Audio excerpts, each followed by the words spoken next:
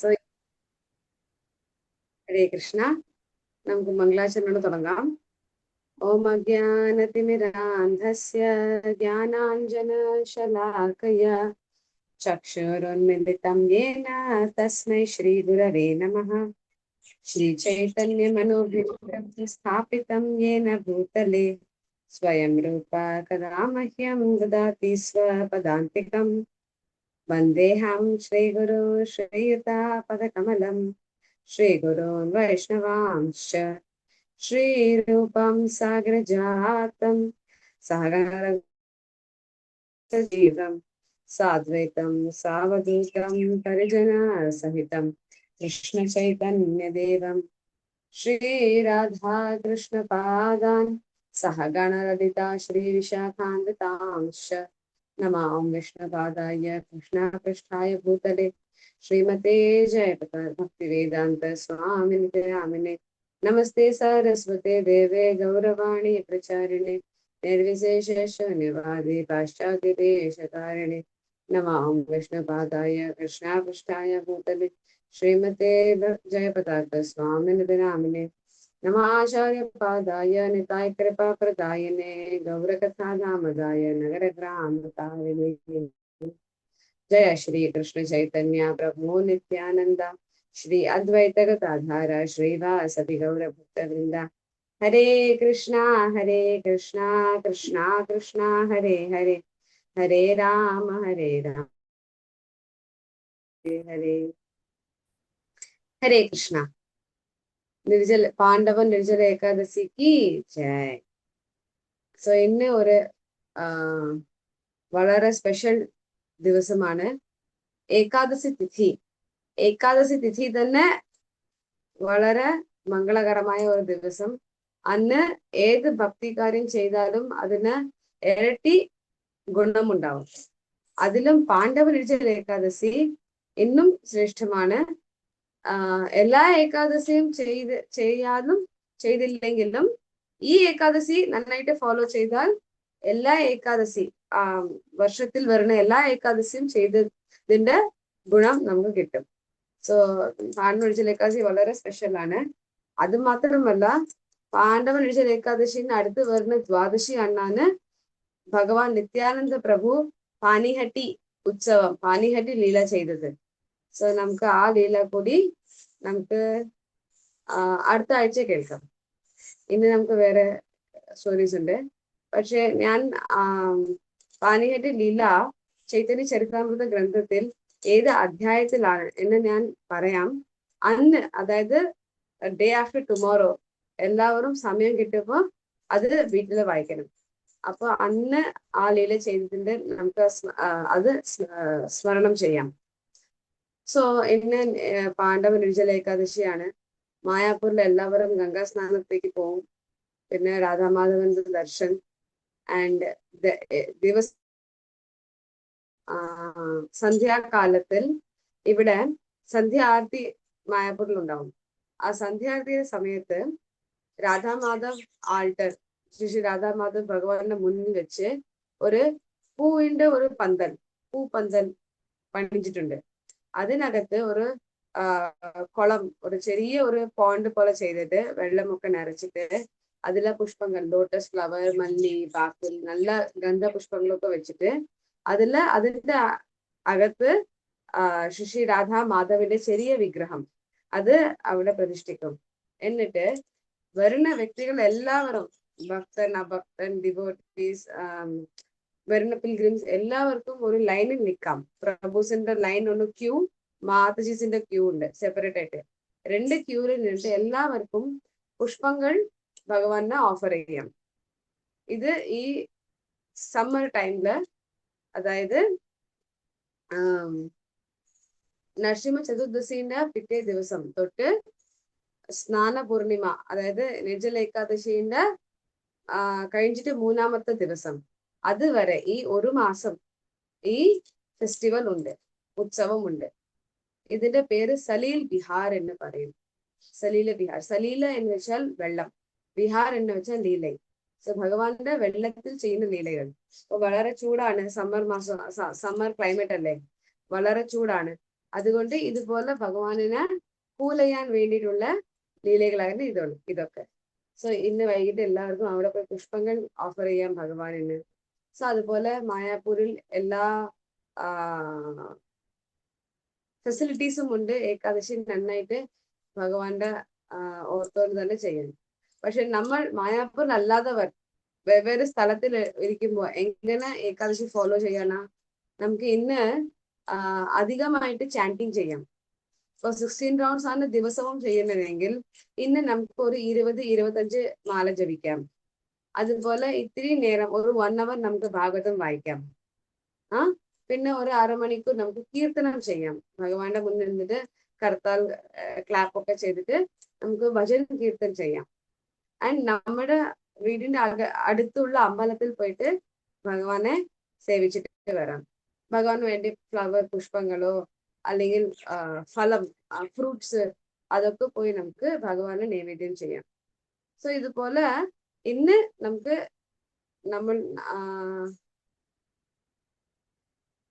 നമ്മൾക്ക് എത്ര ദൂരം കഴിയുമോ അത്രയ്ക്ക് നമുക്ക് ഭക്തികാര്യം ഇന്ന് ചെയ്യണം. അങ്ങനെ ചെയ്താൽ നമുക്ക് ഏകാദശിന്റെ പ്രോപ്പർ യൂസ് നമുക്ക് ചെയ്യാം. ഭഗവാൻ നമുക്ക് ഇത്രയും നല്ല ദിവസം തന്നിട്ടുണ്ട്. ഇന്ന് എന്ത് ചെയ്താലും ഭഗവാൻ വളരെ ഈസി ആയിട്ട് തൃപ്തിയാവും. അതുകൊണ്ട് നമുക്ക് നന്നായിട്ട് ഇന്നത്തെ ദിവസം ഫുൾ കൃഷ്ണ കോൺഷ്യസ്നെസ്സിൽ നമുക്ക് ചെയ്യണം. ആൻഡ് ഓൾറെഡി നിങ്ങളൊക്കെ രാവിലെ തൊട്ട് ഭഗവാന്റെ നാമങ്ങളൊക്കെ കേൾക്കുന്നുണ്ട്, ഭഗവാന്റെ കഥകളൊക്കെ കേൾക്കുന്നുണ്ട്. സോ നമുക്ക് ഈ മൂഡ് തന്നെ ഫുൾ ഡേയിന് കൊണ്ടുപോകണം. മോള് നന്നായിട്ട് ജയദേവ് ഗോസ്വാമിയുടെ പാസ്റ്റ് ടൈം പറഞ്ഞിരുന്നു.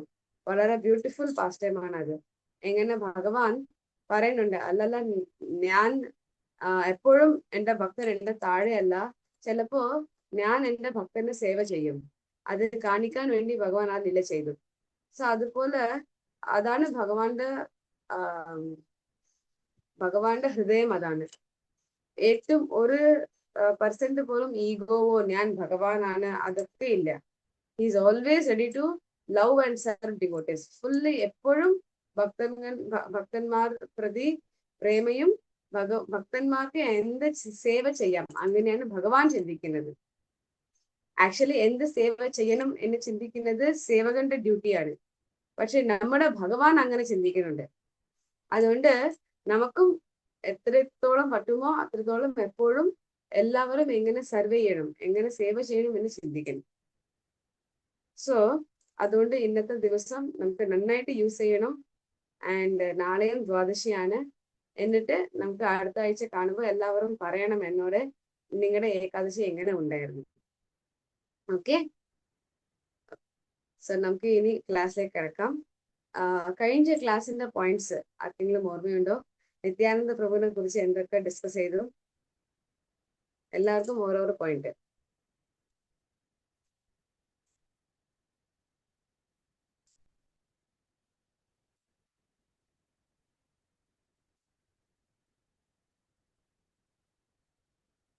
ഹരേ കൃഷ്ണ. നിത്യാനന്ദ പ്രഭുയുടെ അച്ഛന്റെ അമ്മയുടെ പേരെന്താണ്?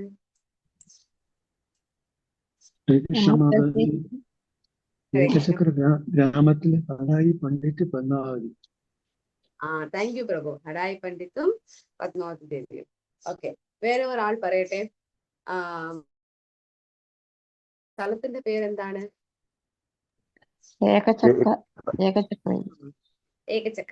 Very nice. ഓക്കെ, വേറെ ഒരു ഡിവോട്ടി. നിത്യാനന്ദ പ്രഭു ഏകചക്രധാം വിട്ട് എങ്ങനെ പുറത്തു വന്നു?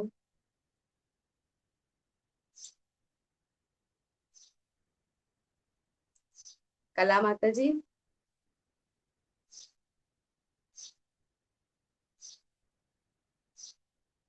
അതായത് അവിടെ ഒരു ബ്രാഹ്മണൻ വന്നിട്ട് ആ ബ്രാഹ്മണൻ ഈ കുട്ടിയെ കണ്ട് മാതാപിതാക്കളോട്, ആ കുട്ടിയിൽ ആകർഷണനായ ബ്രാഹ്മണൻ മാതാപിതാക്കളോട് കുട്ടിയെ ചോദിക്കുന്നു എന്റെ കൂടെ വിടണം എന്ന് അദ്ദേഹം യാചിച്ച് അപേക്ഷിക്കുന്നു. അങ്ങനെ അപ്പൊ ഒരു ബ്രാഹ്മണൻ പണ്ടുകാലങ്ങളിൽ ബ്രാഹ്മണരെ എന്തെങ്കിലും ചോദിച്ചു കഴിഞ്ഞാല് ആ യാചന നിരസിക്കാൻ പാടില്ല. അതുകൊണ്ട് അങ്ങനെ കുട്ടിയെ അയക്കുകയല്ലേ ചെയ്യുന്നത്. അങ്ങനെയാണോ? Thank you Prabhu. യെസ്, എല്ലാവർക്കും കേട്ടല്ലോ. സോ അങ്ങനെ നിത്യാനന്ദ പുറത്തു വന്നു. ഓക്കെ, പുറത്ത് വന്ന് നിത്യാനന്ദ എന്ത് ചെയ്തു? ഡയറക്റ്റ് നവദ്വീപിലേക്ക് വന്നോ അതോ വേറെ എവിടെയെങ്കിലും പോയോ? വിജയകുമാരി മാതാജി.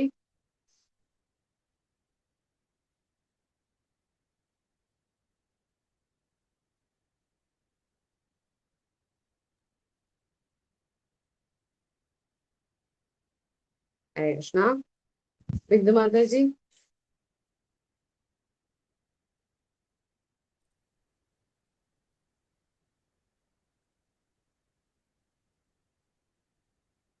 ഹരേ കൃഷ്ണ. വൃന്ദാവനത്തിൽ എത്തുന്നു, ചൈതന്യപ്രഭുവിനെ കണ്ടുമുട്ടുന്നു. അങ്ങനെ വൃന്ദാവനത്തിൽ വെച്ചാണ് ചൈതന്യ മഹാപ്രഭുവിനെ കാണുന്നത്. ജഗന്നാഥപുരിയിലെ ജഗന്നാഥപുരിയിലാണ്.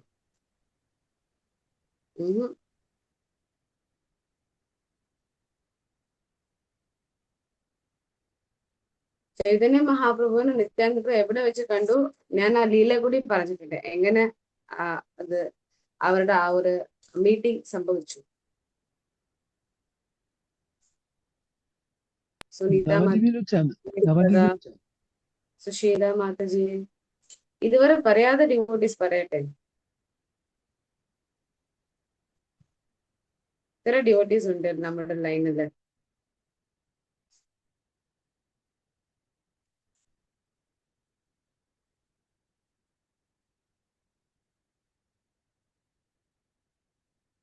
ഹരേ കൃഷ്ണ. അറ്റ്ലീസ്റ്റ് നിങ്ങളുടെ വോയിസ് എങ്ങനെ ഞാൻ കേൾക്കട്ടെ. എന്ത് ഓർമ്മയുണ്ടെങ്കിൽ പറയാം നിത്യാനന്ദനെ കുറിച്ച്. സുനീത മാതാജി അല്ലെങ്കിൽ രമ മാതാജി. ഹരേ കൃഷ്ണ മാതാജി, ഓർമ്മയില് വരുന്നില്ല. അറ്റ്ലീസ്റ്റ് നിത്യാനന്ദ പ്രഭു ആരുടെ അവതാരമാണ് അതെങ്കിലും ഓർമ്മയുണ്ടോ? ബലരാമന്റെ ബലറാം പ്രഭു. ഓക്കെ. ബ്രജേന്ദ്രനന്ദൻ എന്നും വിളിക്കും. ബ്രജേന്ദ്രനന്ദൻ കൃഷ്ണനാണ്. ബ്രജേന്ദ്രനന്ദൻ സച്ചി മാതയുടെ പുത്രൻ ചൈതന്യ മഹാപ്രഭുവായിട്ട് അവതാരം ചെയ്തു. അതുപോലെ ബലറാം അദ്ദേഹം നിത്യാനന്ദ പ്രഭുവായിട്ട് അവതാരം എടുത്തു. എല്ലാ പുണ്യക്ഷേത്രങ്ങളിലും അദ്ദേഹം സഞ്ചരിക്കുമായിരുന്നു. Correct, thank you. ഏകചക്ര വിട്ടിട്ട് അദ്ദേഹം എല്ലാ പുണ്യത്തിലും പോയിട്ട് പിന്നെ ലാസ്റ്റ് വൃന്ദാവൻ വന്നു. വൃന്ദാവനില് അദ്ദേഹം നവദ്വീപിലേക്ക് വന്നു. നവദ്വീപ് മായാപൂരിലാണ് അപ്പൊ ചൈതന്യ മഹാപ്രഭു ഇരുന്നത്. അങ്ങനെ അദ്ദേഹം നവദ്വീപ് മായാപൂർ വന്നിട്ട് എവിടെ താമസിച്ചു? ആദ്യം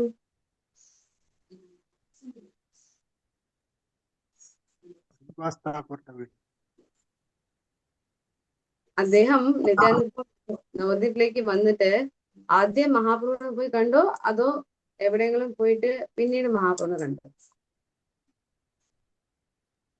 ഒരു നന്ദന ആചാര്യന്റെ വീടിന്റെ കാര്യം പറഞ്ഞു. അവിടെ താമസിച്ചു പറഞ്ഞു. ആദ്യം അവിടെ ഒളിച്ചിരിക്കുകയായിരുന്നു. മഹാപ്രഭു തന്നെ വന്ന് എന്നെ കണ്ടുപിടിക്കട്ടെ എന്ന് വെയിറ്റ് ചെയ്തു. എന്നിട്ട് എന്തായി?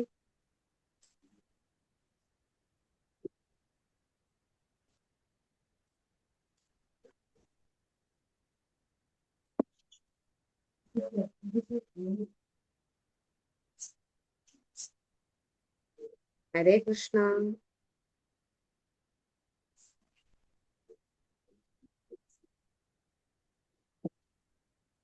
ചൈതന്യ മഹാപ്രഭു എങ്ങനെ നിത്യാനന്ദ പ്രഭുവിന് എല്ലാ ഭക്തന്മാരുടെ കൂടി എങ്ങനെ കണ്ടുപിടിച്ചു?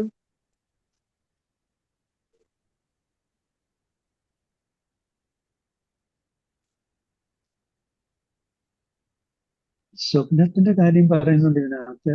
ഒരു തലധ്വജം, തേരിൽ കൊടിനിറം, വെള്ള നിറം, അങ്ങനെ എന്ന് പറഞ്ഞ് ചൈതന്യ പ്രഭു നിത്യാനന്ദ പ്രഭു ശ്രീനിവാസ് ടാഗോറിന്റെ വീട്ടിൽ താമസിച്ചു.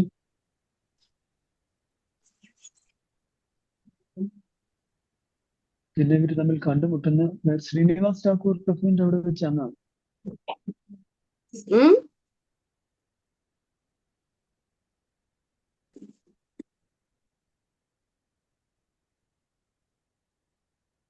ഹരേ കൃഷ്ണ. നന്ദരാജയുടെ വീട്ടിൽ താമസിച്ചിരുന്നു.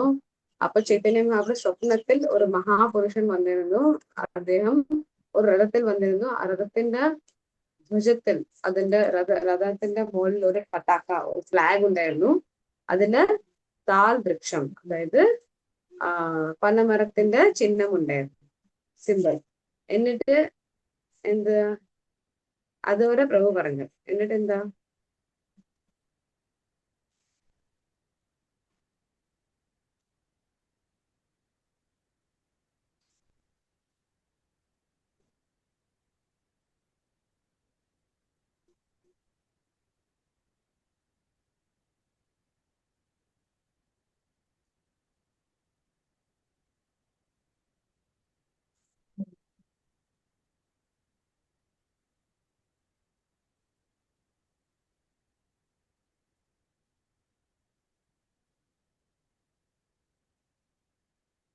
ആർക്കും ഓർമ്മയില്ലേ? ഞാൻ ലാസ്റ്റ് ക്ലാസ്സിൽ പറഞ്ഞ എന്തും ഏത് ലീലയും എങ്ങനെ അദ്ദേഹം വൃന്ദാവനിലും മായാപൂർ വന്നു കണ്ടു, ഈ പാസ്റ്റൊക്കെ ആർക്കും ഓർമ്മയില്ല?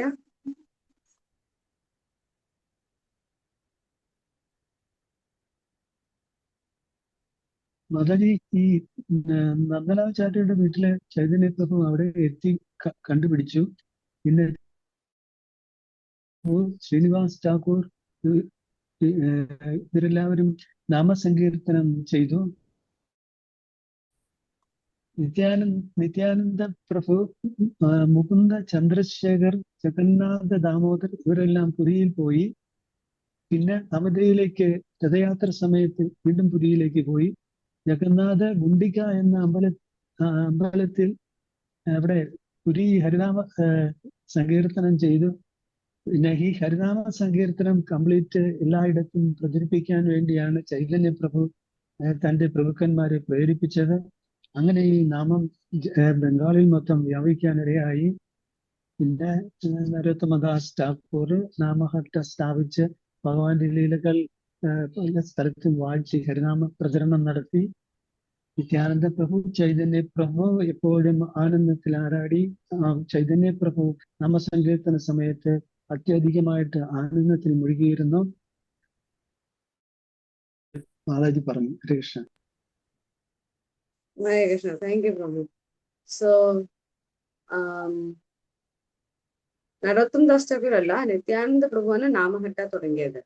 നരോത്തം ദാസ് ഠാക്കൂർ, ധനഞ്ജയ് പണ്ഡിറ്റ് ഇവരൊക്കെ നിത്യാനന്ദ പ്രഭുയുടെ അനുയായികളാണ്. ഓക്കെ.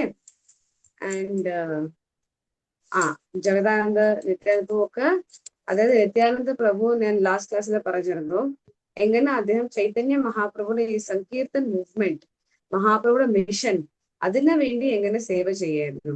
എപ്പോഴും സർവീസ് ഭാവത്തിലായിരുന്നു നിത്യാനന്ദ പ്രഭു. അതുകൊണ്ടാണ് ചൈതന്യ മഹാപ്രഭു ജനിച്ചപ്പോൾ തന്നെ അദ്ദേഹം നവദ്വീപിലേക്ക് വന്നില്ല. എന്നാൽ അദ്ദേഹം എപ്പോഴാണ് നവദ്വീപിലേക്ക് വന്നത്, എപ്പോഴാണ് ചൈതന്യ മഹാപ്രഭുവിനെ കണ്ടതും അദ്ദേഹത്തിന്റെ സേവ തുടങ്ങിയതും, എപ്പോ ചൈതന്യ മഹാപ്രഭു സങ്കീർത്തനം തുടങ്ങിയോ ശ്രീവാസ് ഠാക്കൂറിന്റെ വീട്ടിൽ വെച്ച്, ാണ് നിത്യാനന്ദ പ്രഭു വൃന്ദാവൻ വിട്ട് നവദ്വീപിലേക്ക് വന്നത്. അതുകൊണ്ട് ഹരിനാമത്തിന്റെ ആ ഒരു സർവീസ്, ആ ഒരു മൂവ്മെന്റ്, ആ ഒരു മിഷൻ ഫുൾഫിൽ ചെയ്യാൻ വേണ്ടിയാണ് അദ്ദേഹം വന്നത്. അതുപോലെ തന്നെ ഇവിടെ ഇരുന്ന് മഹാപ്രഭുയുടെ കൂടെ സങ്കീർത്തനമൊക്കെ നന്നായിട്ട് ചെയ്ത് അദ്ദേഹവും ഹരിദാസ് ഠാക്കൂറും അവർ പ്രീച്ചിങ് ചെയ്യായിരുന്നു. രാവിലെ തൊട്ട് വൈകിട്ട് വരെ നവദ്വീപിലുള്ള എല്ലാ വീട്ടുകൾക്കും പോയിട്ട് ഓരോരോ വീട്ടിന്റെ പുറത്തും അവർ വീട്ടുകാർക്ക് വിളിച്ചിട്ട് പറയും, എല്ലാവരും ഹരേ കൃഷ്ണ മഹാമന്ത്രം ജപിക്കുക എന്ന് പറയും. അപ്പോ അവിടെ ഉള്ള ചില വീട്ടുകാര് അവരെ വെൽക്കം ചെയ്ത് അവർ പറയുന്നതൊക്കെ കേൾക്കും. ചില വീട്ടുകാർ അവരെ പറഞ്ഞു വിടും, എവിടുന്ന് പോ, ഇങ്ങനെയൊക്കെ ഇതെന്താ ഭിക്ഷ ആണോ എന്ന് അവരെ പരിഹാസം ചെയ്ത് പുറത്തുവിടും. അങ്ങനെ എല്ലാം സഹിച്ച് അവർ ഹരിനാമം പ്രചാരം ചെയ്തു. എന്നിട്ട് വൈകിട്ട് എവരിഡേ വന്ന് ചൈതന്യ മഹാപ്രഭു റിപ്പോർട്ട് പറയും, ഇന്ന് എത്ര വീട് പോയി, അതിൽ എത്ര പേർ അക്സെപ്റ്റ് ചെയ്തു, എത്ര പേർ അക്സെപ്റ്റ് ചെയ്തില്ല, ഇങ്ങനെ റിപ്പോർട്ട് ചെയ്യും. അതുപോലെ അദ്ദേഹം നല്ല പ്രോപ്പറായിട്ട് പ്രീച്ചിങ് ചെയ്തു. എന്നിട്ട് ചൈതന്യ മഹാപ്രഭു സന്യാസം എടുക്കാൻ തീരുമാനിച്ചു. സന്യാസം എടുക്കാൻ തീരുമാനിച്ചിട്ട് അദ്ദേഹം നവദ്വീപ് വിട്ട് പൂരി പോയി. സന്യാസം എടുത്ത ശേഷം പൂരി പോയി. അപ്പോ നവദ്വീപ് വിട്ട് പൂരി പോയപ്പോൾ അവരുടെ കൂടെ മാത്രം 5 പേരാണ് പോയത്. അതാണ് പ്രഭു പറഞ്ഞ ലിസ്റ്റ്. മുകുന്ദ, ചന്ദ്രശേഖർ ആചാര്യ, ജഗദാനന്ദ, അതിലെ നിത്യാനന്ദ പ്രഭു, ദാമോദർ പണ്ഡിറ്റ്.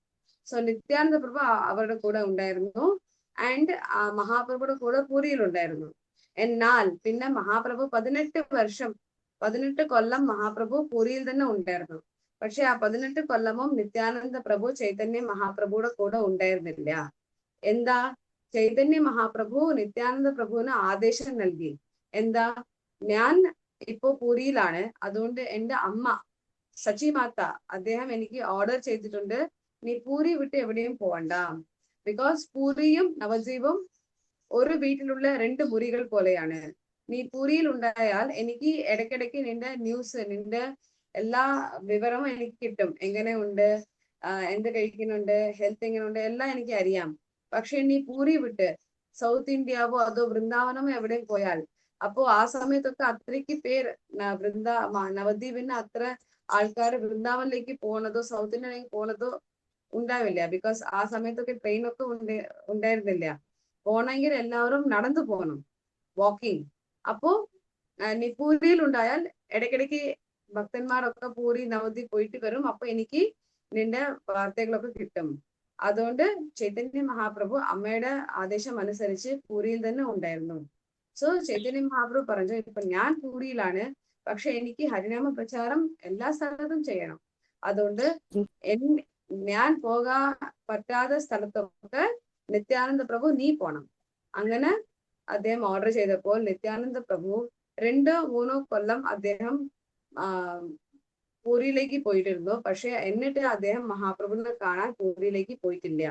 എപ്പോഴും അദ്ദേഹം നമ്മുടെ ഈ നവദ്വീപിലും ബംഗാൾ, ഫുൾ ബംഗാൾ സ്റ്റേറ്റ്, ബംഗ്ലാദേശ്, ബംഗാൾ, ഇവിടെ ഒക്കെ അദ്ദേഹം ഒറീസ, ഈ സ്ഥലത്തൊക്കെ അദ്ദേഹം പ്രചാരം ചെയ്തു. അദ്ദേഹവും അദ്ദേഹത്തിന്റെ അനുയായികൾ കുറെ പേരൊക്കെ ചേർന്നിട്ട് എപ്പോഴും അവർ ഓരോരോ ഗ്രാമമായിട്ട് പോയിട്ട് അവിടെ 3 ദിവസം താമസിച്ചിട്ട് അവിടെ ഫുൾ ഹരിനാമ പ്രചാരം ചെയ്തിട്ട് അവിടെ നിന്ന് പോകും. അവിടെ നിന്ന് പോകുന്ന സമയത്ത് ആ ഗ്രാമത്തിൽ ഒരു ഭക്തൻ നല്ല പ്രോപ്പറായിട്ട് ട്രെയിൻ ചെയ്തിട്ട് ആ ഭക്തനെ അവിടുത്തെ പ്രീച്ചിങ് ഏൽപ്പിച്ചിട്ട് പോകും. അങ്ങനെയാണ് ഓരോരോ സ്ഥലത്തും നിത്യാനന്ദ പ്രഭു നാമഹട്ട സെന്റർ തുടങ്ങിയത്. ഇങ്ങനെ നല്ല സ്ട്രക്ചർഡ് ആയിട്ട് പ്രോപ്പറായിട്ട് പ്രീച്ചിങ് ചെയ്ത് നിത്യാനന്ദ പ്രഭുയുടെ സമയത്ത് ഫുൾ ബംഗാളിലെ എല്ലാ സ്ഥലത്തും ഹരിനാമത്തിന്റെ ഒരു ഫുൾ ഇനണ്ടേഷൻ ഉണ്ടായിരുന്നു. ഒരു ഫ്ലഡ് വന്നാൽ എങ്ങനെ എല്ലാ സ്ഥലത്തും വെള്ളം ഉണ്ടാവും, അതുപോലെ എല്ലാ സ്ഥലത്തും അദ്ദേഹം ഹരിനാമം പ്രചാരം ചെയ്തു. അങ്ങനെ നിത്യാനന്ദ പ്രഭുവാണ് ആദ്യം നമ്മുടെ ഈ ഗൗഡിയ വൈഷ്ണവ സമ്പ്രദായത്തിൽ പ്രീച്ചിങ് എങ്ങനെ ചെയ്യണം, പ്രീച്ചിങ്ങിന്റെ എത്രത്തോളം നമുക്ക് പ്രീച്ചിങ് ചെയ്യാം, അതിന്റെ ലിമിറ്റ്സ് എല്ലാം നമുക്ക് മനസ്സിലാക്കി കൊടുത്തത്. He's our preaching hero. എങ്ങനെ ഹരിനാമം പ്രചാരം ചെയ്യണം, നഗർ കീർത്തനം, ഹൗസ് പ്രീച്ചിങ്, കോൺഗ്രിഗേഷൻ പ്രീച്ചിങ്, നാമഹട്ട, എല്ലാ രീതിയിലുള്ള പ്രീച്ചിങ്ങും അദ്ദേഹം ചെയ്തിട്ടുണ്ട്. അതുകൊണ്ടാണ് ശില പ്രഭുപാദ് നമ്മുടെ എല്ലാ അമ്പലത്തിലും ഗൗരനിതായ വിഗ്രഹ പൂജ എസ്റ്റാബ്ലിഷ് ചെയ്തിട്ടുണ്ട്. ബിക്കോസ് ഗൗരനിതായെ കണ്ടാൽ നമുക്ക് പ്രീച്ചിങ്ങിന് ശക്തി കിട്ടും. അവരോട് പ്രാർത്ഥിച്ചാൽ അവരാണ് പ്രീച്ചിങ് മൂഡിലുള്ള ഡേറ്റീസ്. പ്രചാരം ചെയ്യാൻ നമുക്കൊരു ഇൻസ്പിറേഷൻ ആ വിഗ്രഹത്തിനെ കണ്ടാൽ നമുക്ക് കിട്ടും. എല്ലാ ഡിവോട്ടീസിന്റെ വീട്ടിലും ഗൗരനിതായ വിഗ്രഹം ഉണ്ടാവും. ബിക്കോസ് നമ്മുടെ ഈ ഗൗഡിയ വൈഷ്ണവ സമ്പ്രദായം ഒരു പ്രചാരം ചെയ്യുന്ന ഒരു മൂവ്മെന്റ് ആണ്. പ്രചാരം ചെയ്തുകൊണ്ടാണ് നമുക്ക് നമ്മുടെ നമ്മൾ തിരിച്ച് ആധ്യാത്മിക ലോകത്തേക്ക് പോകാനുള്ള മാർഗം. നമ്മൾ നന്നായിട്ട് നമ്മുടെ ഹരിനാമമൊക്കെ ചെയ്ത് നമുക്ക് അതുപോലെ തന്നെ അത് മറ്റേ ഡിവോട്ടീസ്ക്കും മറ്റേ ആൾക്കാർക്കും നമുക്ക് പ്രചാരം ചെയ്യണം.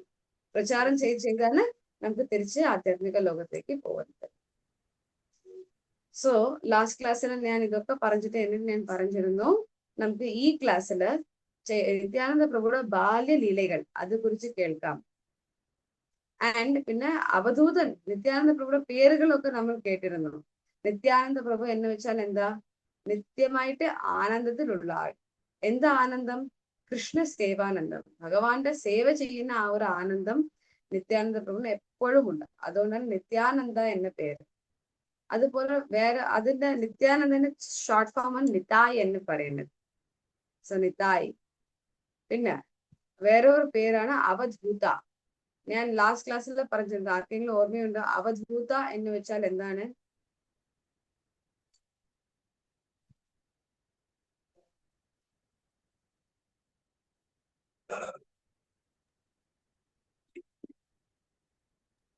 സന്യാസി വേഷം ധരിക്കുന്ന തന്നെയാണ് അവധൂത പറയുന്നത്. മാതാജി സന്യാസി വേഷം എന്താ? അല്ലേ? അപ്പൊ ഒരു സ്ഥലത്തു നിന്ന് മറ്റൊരു സ്ഥലത്തേക്ക് രഹസ്യമായിട്ട് മൂവ് ചെയ്യാൻ പറ്റും, അങ്ങനെയല്ലേ? അങ്ങനെ അവധൂതൻ എത്തിയിട്ടും.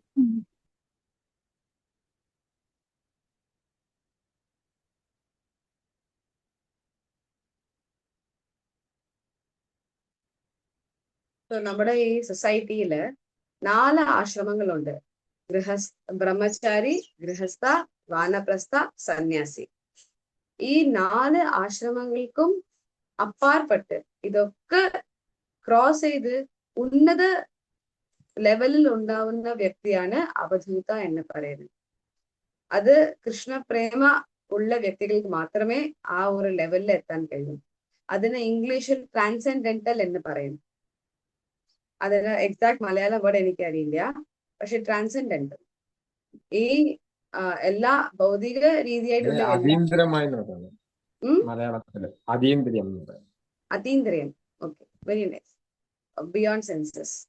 സോ ഭൗതിക ലോകത്തിലുള്ള എല്ലാ സ്റ്റാൻഡേർഡ്സ്, അതായത് എല്ലാം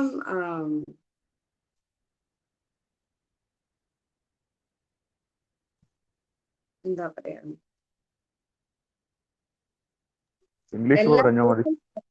എല്ലാ സോഷ്യൽ സ്ട്രക്ചറും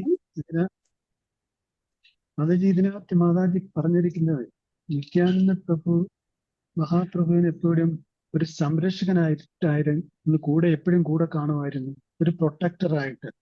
അങ്ങനെയാണ് അവധൂത ഒരു പേര് കിട്ടിയെന്നാണ് മാതാജി പറഞ്ഞത്.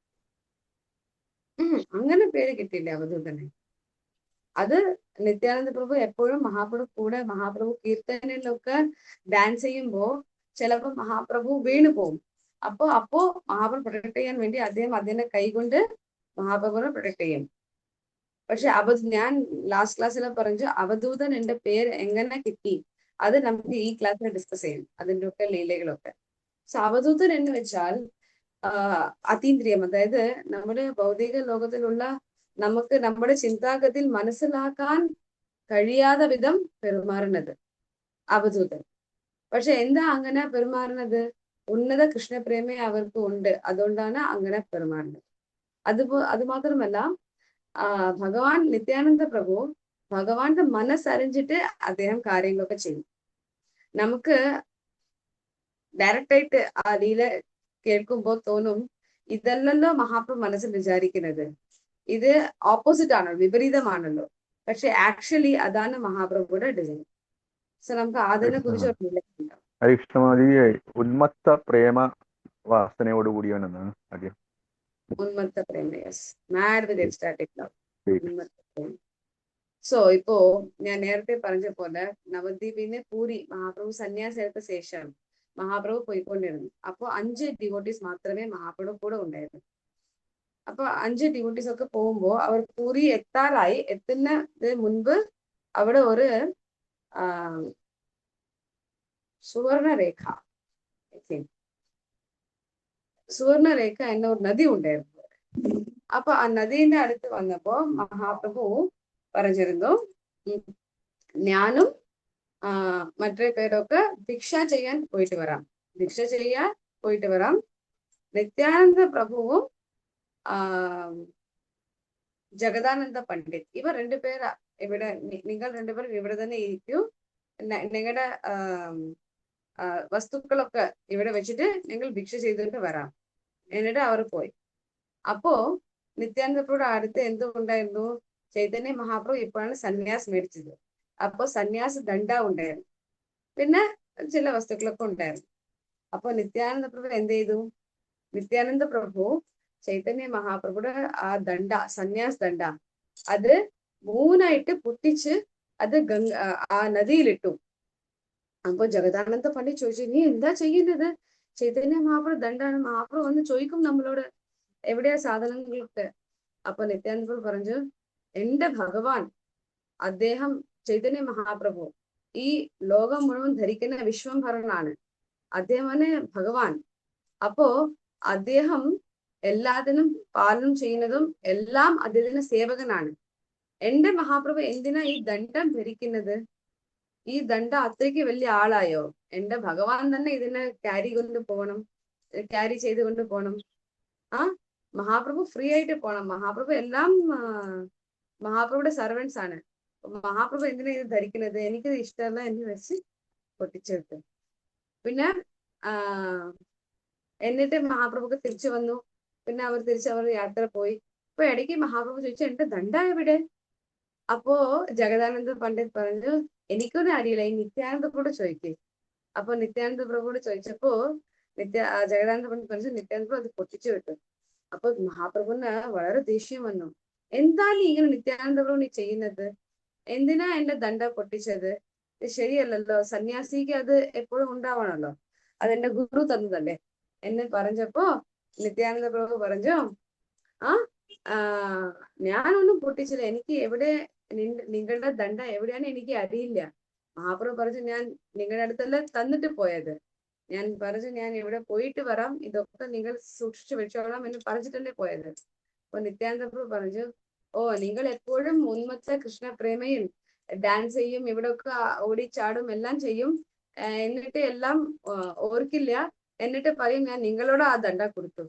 നിങ്ങൾ തന്നെ ആ ദണ്ഡ എവിടെയോ കൊണ്ടുപോയിട്ട് കീർത്തനം ചെയ്യുമ്പോ, കീർത്തനം ഒക്കെ ഡാൻസിങ് ചെയ്യുമ്പോ നിങ്ങൾ തന്നെ അത് പൊട്ടിച്ചു വെച്ചു, എനിക്ക് അറിയില്ല എന്ന് പറഞ്ഞു. അപ്പൊ മഹാപ്രഭു പറഞ്ഞത്, യു ഷുഡ് നോട്ട് ജോക്ക്. നിങ്ങളാണ് പൊട്ടിച്ചത്. ജഗദാനന്ദ പറയുന്നുണ്ട്, ഇങ്ങനെ എന്റെ മേല് പറയരുത്. അപ്പോ നിത്യാനന്ദ പ്രഭു പറഞ്ഞു, ഓ നിങ്ങൾക്ക് എനിക്ക് ശരിയാവില്ല, നിങ്ങൾ ഫ്രണ്ടിലേക്ക് പോ, ഞാൻ പിന്നീട് വരാം എന്ന്. അപ്പോ ചൈതന്യ മഹാപ്രഭു പറഞ്ഞു, അതാ ശരി എന്ന്. മഹാപ്രഭു മാത്രം ഫ്രണ്ടിൽ പോയി അദ്ദേഹം ഫസ്റ്റ് പൂരിയിൽ എൻ്റർ ചെയ്തു. നിത്യാനന്ദ പ്രഭുവും മറ്റേ 4 ഡിവോട്ടീസും കുറച്ച് ഡിസ്റ്റൻസ് വെച്ച് പോയി. മഹാപ്രഭു പറഞ്ഞു, നിങ്ങളൊക്കെ എന്റെ കൂടെ വന്നാൽ എന്തെങ്കിലും ഒരു കാര്യം ഒപ്പിക്കും, എനിക്കത് ഇഷ്ടമല്ല, ഞാൻ ഡയറക്ട്ലി എനിക്ക് മാത്രം ജഗന്നാഥിനെ കാണണം എന്ന് പറഞ്ഞ് മഹാപ്രഭു ഫ്രണ്ടിൽ പോയി. അപ്പൊ എന്തിനാ ഈ ലീല സംഭവിച്ചത്? ഇത് നമുക്കിപ്പോ എല്ലാവരും ഈ ലീല കേട്ടു. അപ്പൊ നമുക്ക് ആദ്യം കേൾക്കുമ്പോൾ നമുക്ക് മനസ്സിലാവില്ല, എന്താ ഇത്?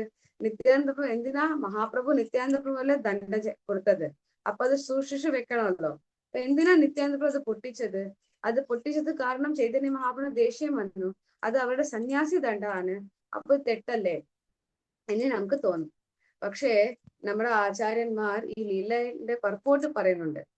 അപ്പോ ശ്രീ ചൈതന്യ മഹാപ്രഭു അദ്ദേഹം സന്യാസം എടുത്തത് മായാവാദി സമ്പ്രദായത്തിലാണ്, കേശവ ഭാരതി. അപ്പോ ആ സമയത്തൊക്കെ ഗൗഡീയ സമ്പ്രദായം അപ്പോഴാണ് സ്റ്റാർട്ടിങ് തന്നെ ചെയ്യുന്നത്. മഹാപ്രഭുവാണ് സ്റ്റാർട്ട് ചെയ്യുന്നത്. അതുകൊണ്ട് അതിനു മുൻപ് ഗൗഡീയ വൈഷ്ണവ ആചാര്യന്മാർ ആറില്ല മഹാപ്രഭു സന്യാസം എടുക്കാറായിട്ട്. ആൻഡ് മായാവാദി സമ്പ്രദായം അത് മാത്രം ഒരു ടൈറ്റിലാണ്. ചില മായാവാദി സമ്പ്രദായത്തിലുള്ള ചില ഡിസൈപ്പിൾസ്, ഈശ്വര പൂരി, കേശവ ഭാരതി, ഇവരൊക്കെ മായാവാദി സ്കൂളിൽ ദീക്ഷ മേടിച്ച വ്യക്തികളാണ്. പക്ഷെ അവർക്ക് പ്രാക്ടീസ് ചെയ്യുന്നത് പ്യോർ കൃഷ്ണഭക്തിയാണ്, ശുദ്ധ കൃഷ്ണ ഭക്തി അവർ അതാണ് ഫോളോ ചെയ്യുന്നതും.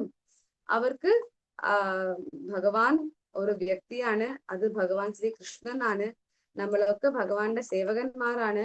ആൻഡ് നമുക്കൊക്കെ ആധ്യാത്മിക ലോകത്തിൽ ഓരോരോ സ്വരൂപങ്ങളുണ്ട്. ആ സ്വരൂപത്തിൽ നമുക്ക് തിരിച്ചു പോയിട്ട് ഭഗവാനെ സേവ ചെയ്യണം. ഇത് അറിഞ്ഞ് അവർ ഹരേ കൃഷ്ണ നാമം ജപിച്ചുകൊണ്ട് അവർ ഉന്നത പ്രേമയിൽ തന്നെ ഉണ്ട്. അപ്പൊ അതുപോലെ വ്യക്തികളും മായാവാദി സമ്പ്രദായത്തിൽ സന്യാസം എടുത്തവർ ഉണ്ടായിരുന്നു. സോ അവരുടെ അടുത്താണ് മഹാപ്രഭു സന്യാസം എടുത്തത്. അപ്പോ അത് ഇപ്പോ ഒരു സ്കൂളില് കുറെ ഡിഗ്രികൾ, കോളേജില് കുറെ ഡിഗ്രികൾ ഉണ്ടാവില്ലേ? അപ്പൊ ആ കോളേജിൽ പോയിട്ട് അവിടെ ഒരു ഡിഗ്രി മേടിച്ചാൽ നമ്മൾ എന്താണ് നോക്കുന്നത്? ഏത് ഡിഗ്രി, ഏത് പഠിപ്പാണ് പഠിച്ചത് എന്ന്, not the name of the college. അത് വെറും ഒരു അഫിലിയേഷൻ മാത്രമാണ്.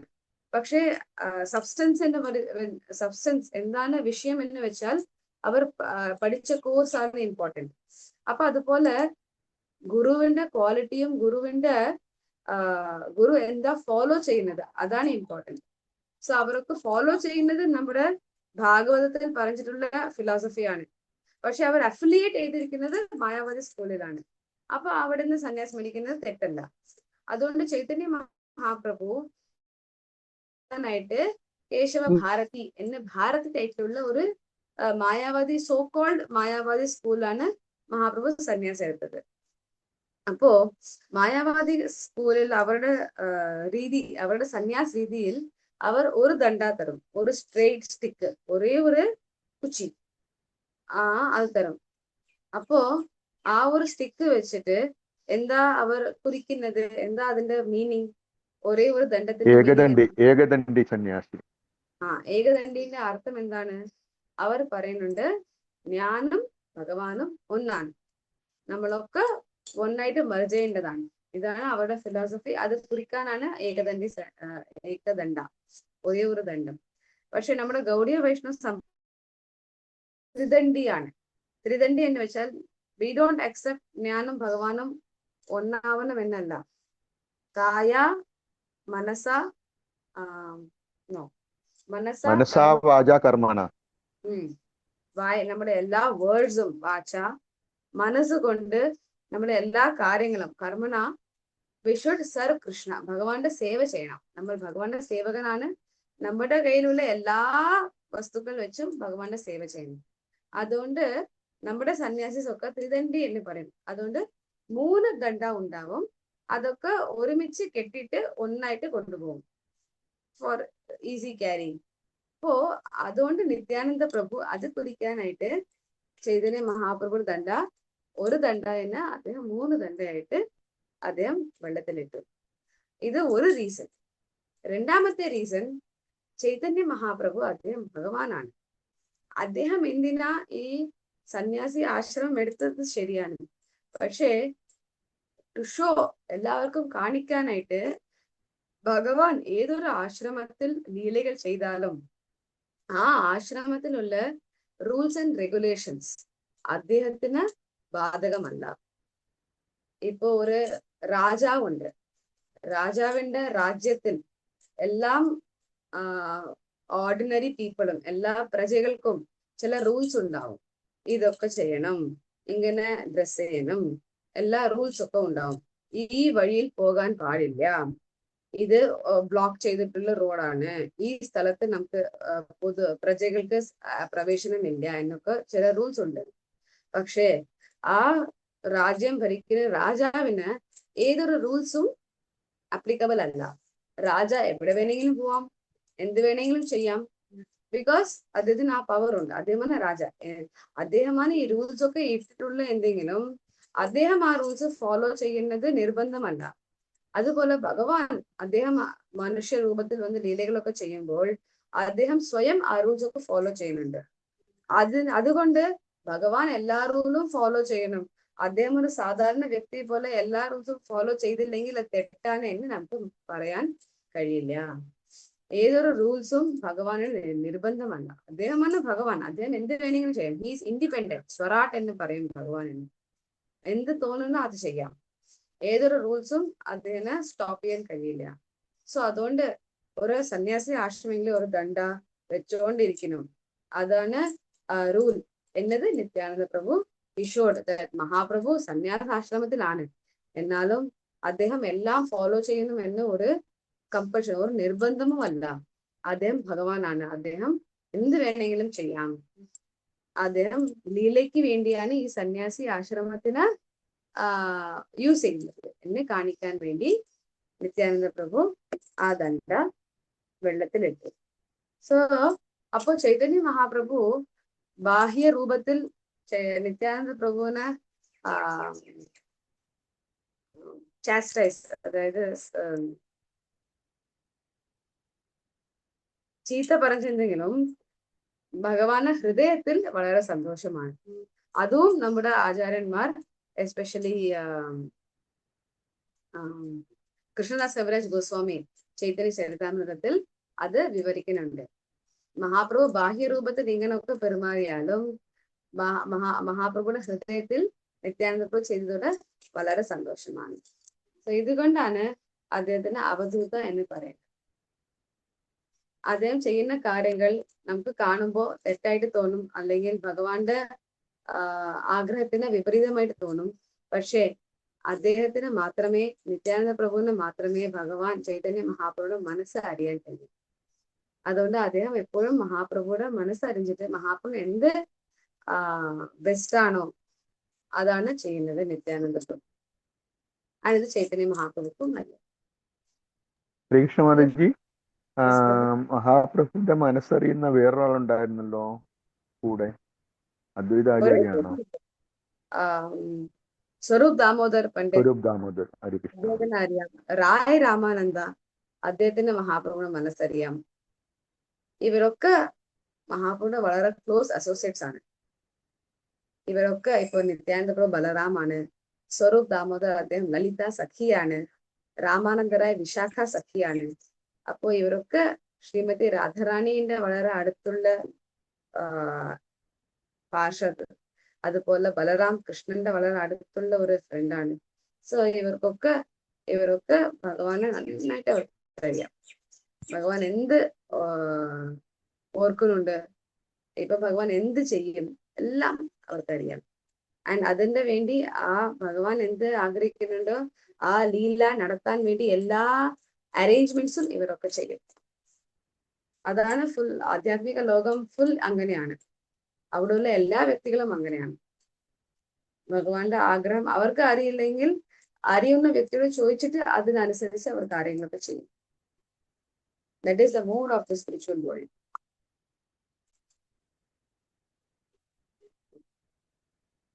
സോ നമുക്ക് ഭഗവാൻ നിത്യാനന്ദ പ്രഭുയുടെ ബാല്യലീലകൾ, ഏകചക്രയിൽ അദ്ദേഹം ചെയ്ത ലീലകളെ ഒന്ന് ഒരെണ്ണം കേൾക്കാം. സോ നിത്യാനന്ദ പ്രഭു അദ്ദേഹം ഒരു ചെറിയ ബാലകൻ, ഒരു 5-6 year old, 5-6 വയസ്സുള്ളപ്പോൾ അദ്ദേഹം അവിടുത്തെ ഗ്രാമത്തെ മക്കൾ, അവരുടെ ഫ്രണ്ട്സ് ഒക്കെ ഉണ്ടാവില്ല, ഒരു ഗ്രൂപ്പ്, അവരൊക്കെ ഒരുമിച്ചിട്ട് എന്ത് ചെയ്യും, അവരുടെ പ്ലേ, അവരുടെ കളിക്കുന്ന സമയത്ത് എന്ത് കളിയാണ് അവർ ചെയ്യുന്നത്, അവര് ഭഗവാന്റെ ഡിഫറെന്റ് ലീലകൾ, ഭഗവാൻ രാമചന്ദ്രന്റെ ലീലകൾ, കൃഷ്ണന്റെ ലീലകൾ, ഈ ലീലകളൊക്കെ ഡ്രാമാവായിട്ട് അവർ ചെയ്യും. അതാണ് അവരുടെ ഗെയിം, അവരുടെ പ്ലേ. സോ നിത്യാനന്ദ പ്രഭു ഭഗവാൻ ആണ് ഏറ്റവും ഭഗവാന്റെ വലിയ ഭക്തനാണ്. സോ അദ്ദേഹം കാണിച്ചു തരുന്നുണ്ട് എങ്ങനെ നമ്മൾ ചെറുപ്രായം തൊട്ട് ഫ്രം ചൈൽഡ്ഹുഡ് മരിക്കുന്ന സമയം വരെ എങ്ങനെ നമുക്ക് എല്ലാ സ്റ്റേജസ് ഓഫ് ലൈഫും ഭഗവാന്റെ സേവയിൽ നമുക്ക് അർപ്പിക്കാം. ഭഗവാൻ നിത്യാനന്ദ പ്രഭു ഫുൾ ലൈഫ് പ്രചാരം ചെയ്തു. ചെറിയ കുട്ടിയായിട്ട് ഇരുന്ന സമയത്തും അദ്ദേഹം ഇതുപോലെ ഡ്രാമ ഒക്കെ ചെയ്തിട്ട് എല്ലാവർക്കും ഭഗവാന്റെ ലീലകൾ മനസ്സിലാക്കി തന്നു. ആൻഡ് എങ്ങനെ കുട്ടികൾക്കും നമുക്ക് ഭക്തിയിലേക്ക് കൊണ്ടുവരാം, കുട്ടികളോട് ഭാഗവതം വായിക്കൂ, ഹരേ കൃഷ്ണ മഹാമന്ത്രം 16 മാല ഒരു സ്ഥലത്തിരുന്ന് ജപിക്കൂ, ഇതൊക്കെ പറഞ്ഞ് അവർക്ക് ചെയ്യാൻ കഴിയില്ല. അത് അവരുടെ സ്വഭാവമല്ല. അവരുടെ സ്വഭാവം കുട്ടികൾക്ക് ദേ വോണ്ട് ടു പ്ലേ, കളിക്കാൻ ആഗ്രഹിക്കുന്ന പ്രായമാണ്. അപ്പൊ ആ സമയത്ത് ഒരു സ്ഥലത്ത് ഇരുന്ന് ഇതൊക്കെ ചെയ്യൂ എന്ന് പറഞ്ഞ് അവർക്ക് ബുദ്ധിമുട്ടാവും. പക്ഷെ അവർക്ക് ഇതുപോലെ കൃഷ്ണ കോൺഷ്യസ് ആയിട്ടുള്ള ഗെയിംസ് നമുക്ക് തരാം. അപ്പൊ അത് നിത്യാനന്ദ നമുക്ക് കാണിച്ചു തരുന്നുണ്ട്. അദ്ദേഹം ഭഗവാന്റെ ലീലകളൊക്കെ ഫ്രണ്ട്സോട് പറഞ്ഞിട്ട് ആ ലീല അനുസരിച്ച് അവർ ഡ്രാമ ചെയ്യും, എല്ലാം പ്രോപ്പർ ആയിട്ടുള്ള ഡ്രാമ. അതായത് ഇപ്പോ ഭഗവാൻ കൃഷ്ണന്റെ ലീലയാണെങ്കിൽ ഒരാൾ കൃഷ്ണൻ, ഒരാൾ ബലരാമൻ, ചില ഗോപന്മാർ, ചില പിള്ളേർ തന്നെ ഗോപികളായിട്ട് ഡ്രസ് ചെയ്ത് വരും. അതുപോലെ എല്ലാം ചെയ്ത് അവരുടെ ലീലകളൊക്കെ നന്നായിട്ട് ചെയ്യും. ആൻഡ് അവരുടെ പാരന്റ്സ് ഒക്കെ ഇത് കാണുമ്പോൾ അവർക്ക് ആശ്ചര്യം തോന്നും. ഈ സ്റ്റോറീസ് ഒക്കെ ഇവർക്ക് എവിടെ നിന്ന് മനസ്സിലായി? ബിക്കോസ് ഇവരാരും അവർക്ക് ആ കഥകളൊക്കെ പറഞ്ഞു തന്നിട്ടില്ല. പക്ഷെ ഇവർക്ക് എങ്ങനെ ആ സ്റ്റോറീസ് ഒക്കെ മനസ്സിലായി, എങ്ങനെ? സോ നിത്യാനന്ദ പ്രഭുവാണ് അവർക്ക് എല്ലാ കഥകളും പറഞ്ഞു തരുന്നത്. അതുകൊണ്ട് ആ ഏകചക്രത്തിലുള്ള എല്ലാ കുട്ടികൾക്കും ഭഗവാന്റെ എല്ലാ ലീലകളും നന്നായിട്ട് അറിയാം. അവരെപ്പോഴും ഭഗവാൻ ലീലകളാണ് സ്മരിച്ചുകൊണ്ടിരിക്കുന്നത്. ബിക്കോസ് അവർ അതൊക്കെ കേട്ട് നല്ല അറ്റന്റീവായിട്ട് കേട്ട് അത് അവർ സ്വയം ഡ്രാമ ചെയ്ത് അവർ സ്വയം കഥാപാത്രം ഏറ്റ് ചെയ്തിട്ടുണ്ട്. അപ്പൊ അവർക്ക് അത് ഒരിക്കലും മറക്കാൻ കഴിയില്ല. അപ്പൊ അങ്ങനെ ഏകചക്രയിലുള്ള എല്ലാ പിള്ളേരുടെ ഹൃദയത്തിലും ഭഗവാന്റെ എല്ലാ ലീലകളും നന്നായിട്ട് നിത്യാനന്ദ പ്രഭു പ്രതിഷ്ഠിച്ചു കൊടുത്തു. സോ ഒരു ദിവസം കുട്ടികളൊക്കെ ചേർന്ന് ഭഗവാൻ രാമചന്ദ്രന്റെ ലീല ചെയ്യായിരുന്നു. ഏത് രാമായണത്തിന്റെ ഏത് സ്റ്റോറി? അതായത് രാവണന്റെ മകൻ ഇന്ദ്രജിത്ത് അദ്ദേഹം ലക്ഷ്മണൻ പ്രതി ആ ശക്തിശീൽ അസ്ത്രം ഉപയോഗിച്ചിട്ടുണ്ട്. അത് ഏറ്റ് ലക്ഷ്മണൻ അൺകോൺഷ്യസ് ആയിട്ട് വീണിട്ട്. അപ്പൊ എന്താ, ഹനുമാൻ അദ്ദേഹം സഞ്ജീവനി ബൂട്ടി അത് കൊണ്ടുവരുന്നു, സഞ്ജീവനി മരുന്ന്.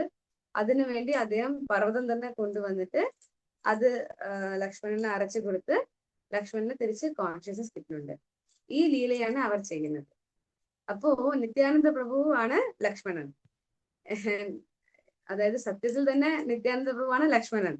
അപ്പൊ ഈ ഡ്രാമയിലും അദ്ദേഹം ആ റോൾ തന്നെ ചെയ്യുന്നുണ്ട്.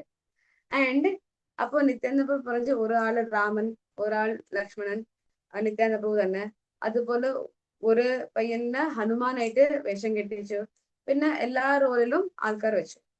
എന്നിട്ട് അവരെ ലീല തുടങ്ങി ചെയ്യാനായിട്ട്. അപ്പൊ ഇന്ദ്രജിത്ത് അസ്ത്രം, ഒരു ചെറുക്കൻ, ഒരു കുട്ടി ഇന്ദ്രജിത്തായിട്ട് ഒരു അമ്പ് നിത്യാനന്ദ പ്രഭു പറ്റി പേശുന്നുണ്ട്. അപ്പോ അത് ഏറ്റ് നിത്യാനന്ദ പ്രഭു ലക്ഷ്മണനായിട്ട് ബോധം കെട്ടി വീഴുന്നുണ്ട്. അപ്പൊ നിത്യാനന്ദ പ്രഭുയുടെ ആക്ടിങ് അത് it was so perfect. Nityananda Prabhu സത്യത്തിൽ തന്നെ അൺകോൺഷ്യസ് ആയിട്ട് വീണു. അപ്പൊ കുട്ടികളൊക്കെ അത് കണ്ടപ്പോൾ അവർക്ക് ഡ്രാമ ലീല എല്ലാം മറന്നുപോയി. അവർ നിത്യാനന്ദ പ്രഭു വീണു എന്നെ അവർക്ക് പേടിച്ച് അവർക്ക് അവിടെ പോയിട്ട് നിത്യാനന്ദ പ്രഭു ഉണർത്തുന്നു.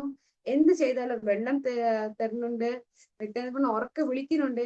എന്ത് ചെയ്താലും നിത്യാനന്ദ പ്രഭു കണ്ണ് തുറക്കുന്നില്ല. എല്ലാ കുട്ടികൾക്കും പേടിയായി. എന്നിട്ട് അവർ അവരുടെ അമ്മ അച്ഛന്മാരൊക്കെ വിളിച്ചു. അവരൊക്കെ വന്നിട്ട് ഫുൾ വില്ലേജ് അവിടെ വന്നു. ഹടായ് പണ്ഡിറ്റ്, പത്മാവതി ദേവി എല്ലാവരും എന്തെങ്കിലും ചെയ്യുന്നുണ്ട്. എന്ത് ചെയ്താലും നിത്യാനന്ദ പ്രഭു എണീക്കുന്നില്ല. അപ്പൊ എല്ലാവർക്കും പേടിയായി. അപ്പോ ഈ പിള്ളേരൊക്കെ സംസാരിക്കുമ്പോ അവർക്ക് ഓർമ്മ വന്നു, ഓ ഹനുമാൻ അവിടെ ഇരിപ്പുണ്ട്, കുട്ടി ഹനുമാനായിട്ട് അഭിനയിക്കുന്ന ആ കുട്ടി, അത് he has to bring a mountain. പിന്നെ അതിന് നിത്യാനന്ദ പ്രഭു പറഞ്ഞല്ലോ, ഈ ഒരു ഇല, ഒരു ലീഫ്, അത് നമുക്ക് ഗ്രൈൻഡ് ചെയ്ത് അത് നമുക്ക് അരച്ച് നിത്യാനന്ദ പ്രഭുവിന്റെ അത് തന്നാൽ അപ്പോ നിത്യാനന്ദ പ്രഭു പറഞ്ഞു എനിക്ക് കോൺഷ്യസ്നെസ് തിരിച്ചു കിട്ടും. അങ്ങനെ ആദ്യം പറഞ്ഞല്ലോ, അത് ചെയ്യണ്ടേ എന്നെ അവർ ആ കുട്ടിയോട് പറഞ്ഞപ്പോ ആ കുട്ടി ഹനുമാനായിട്ട് അഭിനയിച്ച് അവിടെ നിന്ന് ഏതെങ്കിലും ഒരു സ്റ്റോണിനെ കൊണ്ടുവന്ന് ഒരു പർവ്വതത്തിനെ പോലെ ഒരു സാധനം കൊണ്ടുവന്ന് പിന്നെ ഈ ലീഫൊക്കെ നല്ല അരച്ചിട്ട് നിത്യാനന്ദ പ്രഭു തന്നു. കോൺഷ്യസ്നെസ് തിരിച്ചു വന്നു. സോ നിത്യാനന്ദ പ്രഭു എത്രത്തോളം ആ ലീലകൾ യഥാർത്ഥമായിട്ട് വളരെ പ്രോപ്പറായിട്ട് അത് ചെയ്തു. അപ്പൊ ഈ ലീല അവിടെ ചെയ്തപ്പോൾ ആ കുട്ടികൾക്കൊക്കെ വളരെ സന്തോഷം. നമ്മൾ ഡ്രാമ കംപ്ലീറ്റ് ചെയ്തു. എന്നിട്ടാണ് അപ്പോഴാണ് നിത്യാനന്ദ പ്രഭു ഏകചക്ര വാസികളൊക്കെ ചോദിക്കുന്നുണ്ട് നിത്യാനന്ദ പ്രഭുவோട്, നിനക്ക് എങ്ങനെ ഇത്ര ഡീറ്റെയിൽഡ് ആയിട്ട് ഈ രാമായണം സ്റ്റോറി അറിയാം? അപ്പൊ നിത്യാനന്ദ പ്രഭു പറയുന്നുണ്ട്, എനിക്കറിയാം, ഞാനല്ലേ. അപ്പൊ ഇത് നിത്യാനന്ദ പ്രഭു പറഞ്ഞപ്പോൾ എല്ലാവരും ചിരിക്കാൻ തുടങ്ങി. പക്ഷെ ആർക്കും മനസ്സിലായില്ല നിത്യാനന്ദ പ്രഭുവാണ് സാക്ഷാത് ലക്ഷ്മണൻ. അദ്ദേഹം ഇവരുടെ വില്ലേജിൽ, ഇവരുടെ ഗ്രാമത്തിൽ ഒരു പയ്യനായിട്ട് അവതരിച്ചിട്ടുണ്ട്. ഇത് ആർക്കും മനസ്സിലായില്ല. പക്ഷെ എല്ലാവർക്കും വളരെ സന്തോഷം, നിത്യാനന്ദ പ്രഭു ഇതുപോലെ ലീലകളൊക്കെ ചെയ്യുന്നു. സോ ഇതുപോലെ കുറെ ലീലകൾ നിത്യാനന്ദ പ്രഭു ഏകചക്ര ധാമിൽ ചെയ്തിട്ടുണ്ട്. ഇന്നും നമുക്ക് ഏകചക്ര ധാമിൽ പോയാൽ നമുക്ക് ഈ സ്ഥലങ്ങളൊക്കെ കാണാം. നിത്യാനന്ദ പ്രഭു ബോധം കെട്ട വീണ സ്ഥലം, അതുപോലെ നിത്യാനന്ദ പ്രഭു ഒരു സമയം അദ്ദേഹത്തിന്റെ ഒരു വിഷപ്പാമ്പ്, സർപ്പം, അത് ഏകചക്ര ധാമിൽ വന്നു. എന്നിട്ട് എല്ലാ വ്യക്തികൾക്കും വളരെ ഡിസ്റ്റർബൻസ് ആയിരുന്നു ആ സർപ്പം വെച്ച്. അതുകൊണ്ട് അവരൊക്കെ വളരെ ചിന്തയിലായിരുന്നു, ഈ സർപ്പം കൊണ്ട് എന്ത് ചെയ്യാം, വളരെ പോയിസണസ് ആയിരുന്നു. അപ്പൊ നിത്യാനന്ദ പ്രഭുവിന് അത് മനസ്സിലായപ്പോൾ, നിത്യാനന്ദ പ്രഭു ആരാണ്? അനന്തശേഷി സ്വയമാണ്. അപ്പൊ അദ്ദേഹം ആ സർപ്പത്തോട് പോയി സംസാരിച്ചു, നീ എന്താ ഇങ്ങനെ എല്ലാവരും ഡിസ്റ്റർബ് ചെയ്യുന്നത്?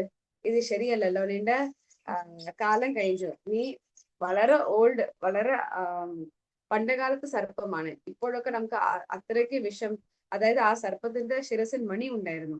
ഇപ്പോഴൊക്കെ നമുക്ക് അങ്ങനെയുള്ള സർപ്പങ്ങളൊക്കെ കാണാൻ കഴിയില്ല കലിയുഗത്തിൽ. അപ്പൊ ഇത് ദ്വാപര യുഗത്തിലുള്ള ഒരു സർപ്പമായിരുന്നു. അപ്പൊ നിത്യാനന്ദ പ്രഭു പറഞ്ഞു, ഇനി നിന്റെ കാല ഇല്ല ഇവിടെ, നീ തിരിച്ച് നിന്റെ വീട്ടിലേക്ക് പോകും. അപ്പോ അത് തിരിച്ച് it went into its hole. സർപ്പത്തിനൊക്കെ വീടുണ്ടാവില്ലേ, ഭൂമിന്റെ താഴെ ഒരു ഹോൾ ചെയ്തിട്ട് അതിന്റെ അകത്ത് പോയി. അപ്പോ എല്ലാ ഏകചക്രവാസികൾക്കും അവർക്ക് ഇനി ആ സർപ്പം പുറത്തു വരില്ല എന്നൊരു ആശ്വാസം നൽകാൻ വേണ്ടി നിത്യാനന്ദ പ്രഭു അദ്ദേഹത്തിന്റെ കുണ്ടലി, അതായത് തോട്, ഇയറിംഗ്, അത് എടുത്ത് ആ സർപ്പത്തിന്റെ ആ ഒരു ഹോൾ ഉണ്ടാവില്ലേ ഭൂമിയില്, അത് അടച്ചു ആ കുണ്ടലി വെച്ച്. എന്ന് അടച്ചപ്പോൾ എല്ലാവർക്കും സമാധാനമായി. നമുക്ക് ഇന്നും ഏകചക്ര ഡാം പോയാൽ അവിടെ നിത്യാനന്ദ പ്രഭുയുടെ ആ ഒരു തോട് നമുക്ക് കാണാം. അതിപ്പോ ഒരു സ്റ്റോൺ എന്റെ രൂപത്തിലുണ്ട്. പക്ഷെ അതിൽ നമുക്ക് ഡിസൈൻ കാണാം, നിത്യാനന്ദ പ്രഭുയുടെ കുണ്ടലത്തിന്റെ പാട് കാണാം. ആൻഡ് അതുകൊണ്ടാണ് നിത്യാനന്ദ പ്രഭുയുടെ ഒരു പേര് ഏക കുണ്ടലധാരി. അദ്ദേഹം എപ്പോഴും ഒരു കുണ്ടലമാണ് വെച്ചോണ്ടിരിക്കുന്നത് ഈ ലീലയുടെ ഓർമ്മയായിട്ട്. സോ നിത്യാനന്ദ പ്രഭു 1 ഇയറിംഗ്, അതുകൊണ്ടാണ് അത് ആ പേര് കിട്ടിയത് നിത്യാനന്ദ പ്രഭു. ഓക്കെ, സോ നമുക്ക് ഇന്ന് ഇവിടെ വെച്ച് അവസാനിക്കാം. എന്തെങ്കിലും ഡൗട്ട് ക്വസ്റ്റ്യൻ ഉണ്ടെങ്കിൽ. ഏകഛത്രയിൽ ഒരു നദിയെ കൊണ്ടുവന്നു പറഞ്ഞായിരുന്നല്ലോ അച്ഛനും അമ്മയ്ക്കും വേണ്ടി, ഗംഗാ നദിയോ? അതൊന്ന് പറയാമോ? ഹഡായി പണ്ഡിത്തും പത്മാവതി ദേവിയും അവർക്ക് ഒരു ആഗ്രഹം, നമുക്ക് പുറത്ത് പോയിട്ട് തീർത്ഥങ്ങളൊക്കെ സ്നാനം ചെയ്യണം എന്നൊരു ആഗ്രഹം ഉണ്ടായിരുന്നു. അപ്പൊ നിത്യാനന്ദ പ്രഭു പറഞ്ഞു അവരോട്, ഈ പ്രായത്തിൽ നിങ്ങൾ എന്തിനാ പുറത്തൊക്കെ പോകുന്നത്? അത് വളരെ ഡിഫിക്കൽട്ട് അല്ലേ? ആ സമയത്തൊക്കെ ഏത് ഫെസിലിറ്റി ഉണ്ടായിരുന്നില്ല, ഇവർക്ക് നടന്നു തന്നെ പോണം. അപ്പൊ എന്തിനാ അത്രയ്ക്ക് പോകുന്നത്? നിങ്ങൾക്ക് തീർത്ഥത്തിൽ സ്നാനം ചെയ്യണം, അത്രേ ഉള്ളൂ. നമ്മുടെ വീടിന്റെ അടുത്ത് തന്നെ ഞാൻ എല്ലാ തീർത്ഥങ്ങളും കൊണ്ടുവരാം എന്ന് നിത്യാനന്ദ പ്രഭു പറഞ്ഞ് നിത്യാനന്ദ പ്രഭു എല്ലാ തീർത്ഥങ്ങളെയും വിളിച്ചു. അപ്പോ എല്ലാ തീർത്ഥവും അവരുടെ പേഴ്സണാലിറ്റി, യമുനാ ദേവി സ്വയം വന്ന് പറഞ്ഞു, ഞാനാണ് യമുനാ ദേവി, ഞാൻ വരുന്നുണ്ട്. ഗോദാവരി സ്വയം വന്നു. അതുപോലെ എല്ലാ തീർത്ഥങ്ങളും അവിടെ വന്ന് അവിടെ ഒരു പോണ്ട്, അത് ഫുൾ എല്ലാ തീർത്ഥങ്ങളും അതിന്റെ അകത്തുണ്ട്. അപ്പൊ ആ സ്ഥലത്തിന്റെ പേര് ഹാട്ടു ഗഡ്ഡ എന്ന സ്ഥലമാണ്. ഇന്നും ഏകചക്രയിലുണ്ട് ഒരു ചെറിയ പോണ്ട്. അവിടെ എല്ലാ തീർത്ഥങ്ങളും നിത്യാനന്ദ പ്രഭു കൊണ്ടുവന്നു. അപ്പൊ ഏകചക്ര വില്ലേജിലുള്ള എല്ലാ ഗ്രാമത്ത് വാസികൾക്കും തീർത്ഥസ്നാൻ അവിടെ തന്നെ നിത്യാനന്ദ പ്രഭു ചെയ്യിപ്പിച്ചു. ആർക്കും പുറത്തു പോവേണ്ടി വന്നില്ല. അതാ. ഹരേ കൃഷ്ണ. Thank you Mataji. അങ്ങനെ നല്ലൊരു ഏകാദശി നമുക്ക് കിട്ടി.